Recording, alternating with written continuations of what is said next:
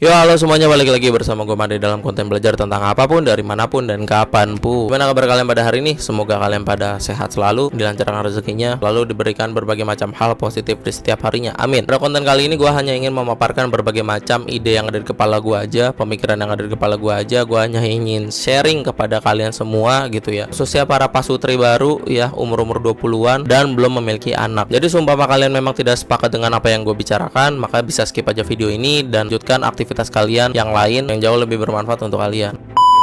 Adapun statement gue ini bisa aja menjadi gambaran untuk kita semua yang memang belum menikah gitu ya. Mungkin kalian bisa sepakat atau juga enggak, itu terserah kalian. Yang jelas gue hanya ingin sharing pemikiran gue kepada kalian semua. Teruntuk pasutri baru ya, usia-usia 20-an yang memang belum memiliki anak, gue cuman pengen bilang, ketika kalian memang ingin punya anak, tolong dipikirkan baik-baik, tolong dipersiapkan mateng-mateng. Jangan kalian tuh main seenak jidat buat enak-enak aja gitu ya, tapi kagak mau tanggung jawab, tapi kagak ada tuh dipersiapinnya sama sekali. Persiapinnya dalam hal apa? Banyak. Ekonomi, pendidikan, parenting, ilmu agama, dan lain-lain. Gue akan bahas dulu terkait ekonomi. Jadi gini, untuk para pasutri umur 20-an yang belum memiliki anak ya, yang baru-baru menikah gitu, sebelumnya selamat atas kehidupan pernikahan kalian. Semoga itu langgeng sampai maut memisahkan gitu ya. Ketika kalian memang ingin punya anak, tolong jangan egois, tolong dipersiapin kehidupan yang layak untuk anak kalian nanti. Dalam ekonomi, misalkan nih, pendapatan keluarga kalian itu hanya ditopang oleh satu orang, yaitu dari sosok suami, dan nominal ya per bulan pun hanya UMR ya, let's say 5 juta lah. 5 juta apakah cukup untuk satu orang? Ya cukup banget kalau gaya hidupnya tidak mewah. Awalnya si suami ini kan bujangan gitu kan, jadi 5 juta kerjaan udah tetap lah, terus akhirnya menikah nih ya. Nah pas udah menikah, dia tuh jadi satu-satunya orang yang menopang ekonomi keluarga. Tadinya dia pas masih bujangan gitu, mungkin cukup-cukup aja 5 juta buat diri dia sendiri. Akhirnya pengeluarannya terbagi menjadi dua,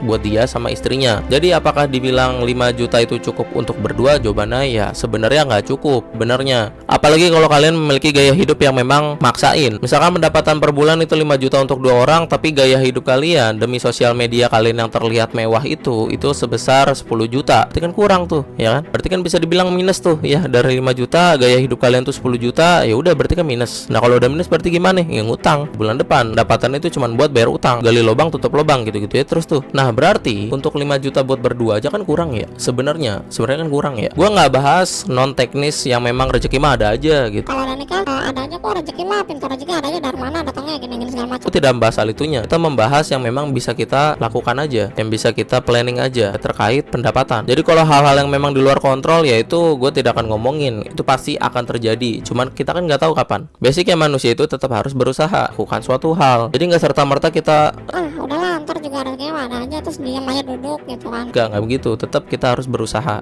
Nah berarti kan dengan pendapatan 5 juta per bulan untuk dua orang, untuk lu dan istri lu ataupun lu dengan suami lu gitu ya, berarti kan itu jatuhnya kurang ya. Bisa cukup mah cukup ya. Kalau dibilang nabung mah ya mungkin nggak bisa, karena banyak keperluan ini itu dan lain-lain. Bahkan ada di momen pasti kan kurang tuh. Nah apalagi kalau ditambah satu anggota keluarga baru, yaitu anak lu, berarti otomatis pengeluarannya bertambah dong. Gaji cuma ngandelin dari suami nih atau dari istri, berarti yang tadinya sendiri cukup, berdua tuh cukup nggak cukup, bertiga gimana itu? Apalagi keperluan bayi itu mahal banget, kayak popok gitu kan, susu, mainan lah, inilah itulah apalah, pokoknya ya perlengkapan bayi itu kan mahal banget ya, apalagi era sekarang. Berarti apakah dengan pendapatan UMR 5 juta untuk 3 orang itu cukup?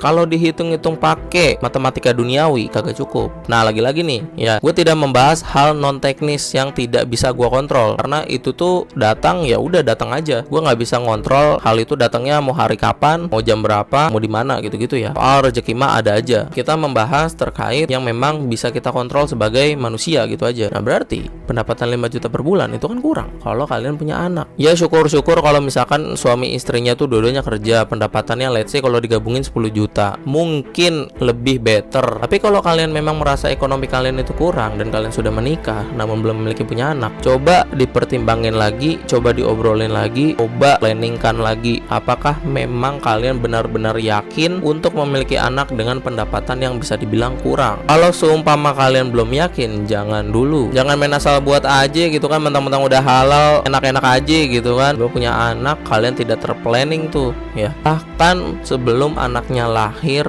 pun juga mengeluarkan uang yang banyak. Asupan gizi ibunya itu harus terpenuhi, ya kan, biar nggak stunting. Pas mau lahiran itu biayanya juga mahal, biaya persalinan tuh mahal, ya kan. Jadi segala halnya itu tuh harus dipertimbangin. Jangan memang main egois aja, buat-buat aja. Next ketika lahir bingung dari mana, ini dari mana, ini dari mana, itu dari mana. Yakin gak nih pengen punya anak pertama dengan pendapatan cuma sekian? Tapi kalau misalkan kalian sangat amat yakin rezeki mah datang dari mana aja, kalian merasa bahwasanya gak pernah kekurangan, kalian merasa bahwasanya justru dengan punya anak itu membuka pintu rezeki, silahkan. Tapi itu baru dari ekonomi nih. Sekarang gua akan ke hal lainnya, yaitu apa? Parenting atau pendidikan deh. Dulu gua nonton episode SpongeBob gitu ya, yang dimana Patrick sama SpongeBob itu simulasi jadi ibu dan bapak. Patrick jadi bapak kerja kantoran gitu kan, si SpongeBob tuh jadi ibu rumah tangga ngurusin bayinya. Nah pokoknya ada momen dimana si SpongeBob ini gondok lah ya sama si Patrick. Sebenarnya si Patrick nih kerjanya ngapain gitu kan? Akhirnya dia gondok, ternyata kerjanya cuma nonton TV sambil makan donat gitu. Terus si Patrick pokoknya cekcok tuh sama si SpongeBob. Lah kan gua kerja, lu kan gini, lu kan ngurus bayi. Pokoknya cekcok lah. Akhirnya si SpongeBob ngasih paham tuh ke Patrick bahwasanya nih gua tuh kerja ya, ini gua ngurus anak susah nih, lu lihat nih popok bertebaran di mana-mana gitu. Ya dari cerita SpongeBob itu gue merasa kayak ya memang memutuskan untuk menikah, berarti kan ada dua kepala menjadi satu nih ya. Gimana caranya? Pokoknya kita semua, baik yang suami ataupun yang istri gitu ya, itu nggak boleh egois gitu loh. Let's say misalkan suaminya nyari nafkah ya, nyari uang, istrinya di rumah jadi ibu rumah tangga, ya berarti sebisa mungkin ibunya itu nggak boleh sama sekali maki-maki suaminya. Seumpama suaminya memang sudah bekerja keras secara halal. Kalau haram baru gebukin aja nggak apa-apa. Ketika pulang gitu suaminya kayak leha-leha bentar gitu, ya udah jangan diomelin dulu gitu, disuguhin ya kan, disajiin gitu kan, dilayanin gitu setelah rehat dan lain-lain. Inilah tugas suami, bantu istri. Antara suami dan istri, suami ngerasa udah capek nyari duit, istri ngerasa udah capek ngurus anak gitu. Akhirnya apa? Anaknya ditelantarin tuh. Suami dan istrinya sibuk cekcok, anaknya nangis, didiemin apa segala macem, cekcok aja tuh. Mending kalau secara verbal itu bisa diselesain. Ini mah sampai ada yang lempar-lempar barang coba. Nah jadi yang harus dipersiapin lainnya adalah pendidikan atau parenting dari orang tuanya. Maksudnya gimana? Maksudnya adalah ya kognitifnya nih. Kognitif orang tuanya tuh harus di-upgrade, kognitif dan knowledge itu harus di-upgrade, serta harus menurunkan rasa ego, itu juga harus di-upgrade tuh, harus dipersiapin. Jangan kayak lu bangun rumah tangga gitu, dua-duanya api, ya kebakaran lah. Harus ada salah satu pihak tuh yang jadi air gitu. Bahkan harus dua-duanya bisa jadi air. Misalkan nih si suaminya lagi jadi api, istrinya jadi air. Begitupun sebaliknya, istrinya jadi api, suaminya jadi air. Ini mah kebanyakan yang gue lihat di berita-berita itu malah ketika emang suaminya jadi api, ya istrinya jadi api. Nggak ada kebakaran dong rumahnya kalau begitu ya kan. Apa kagak kelar masalahnya. Akhirnya apa? Ya udah lu ngurus anaknya kagak niat. Pas buatnya mah enak tuh lu berdua ya kan. Gak macam gaya lu buat tuh. Tapi pas anak lu lahir lempar-lemparan. Itu urusin anak lu, anak lu.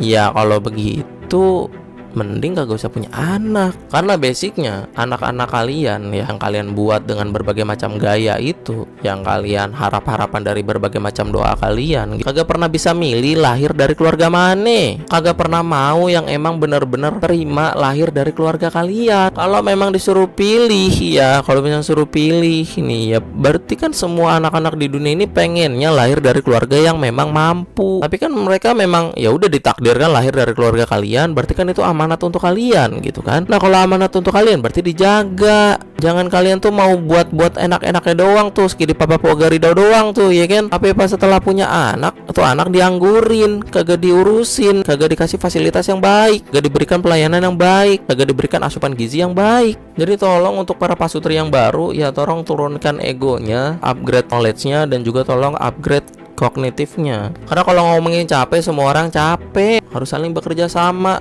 Karena apa? Karena kalian buatnya berdua. Gak mungkin kalian buatnya sendiri, kucuk-kucuk lahir tuh anak, kagak mungkin. Kalian buatnya berdua, bertanggung jawabnya berdua dong. Dan sebenarnya masih banyak hal yang harus dipertimbangin, yang harus dipersiapin terkait ketika memang kalian ingin punya anak. Tapi mungkin itu next video aja kali ya. Oke, mungkin gitu aja video gua pada kali ini. Semoga bermanfaat buat kalian. Lagi ini video bukan untuk menggurui kalian semua yang sudah berkeluarga gitu ya. Gue yang merasa resah dengan banyak berita-berita yang melantarkan anak ke segampang itu gitu ya, orang tuanya nggak mau bertanggung jawab gitu kan. Padahal yang tadi gue bilang, meski di papapnya mau, agar ridaunya mau gitu kan, tapi tanggung jawabnya kagak mau, kan aneh ya. Anak itu tidak memilih lahir dari keluarga yang mana, ya udah takdir aja, berarti kan itu amanat untuk kalian dijaga gitu. Oke, mungkin buat yang mau request gue ingin membahas tentang apa, bisa komen aja di bawah. Ke kalian suka dengan video kali ini, silahkan like, komen, dan juga share ke teman-teman kalian. Gue Madegar pamit, semoga bermanfaat. Salam positif.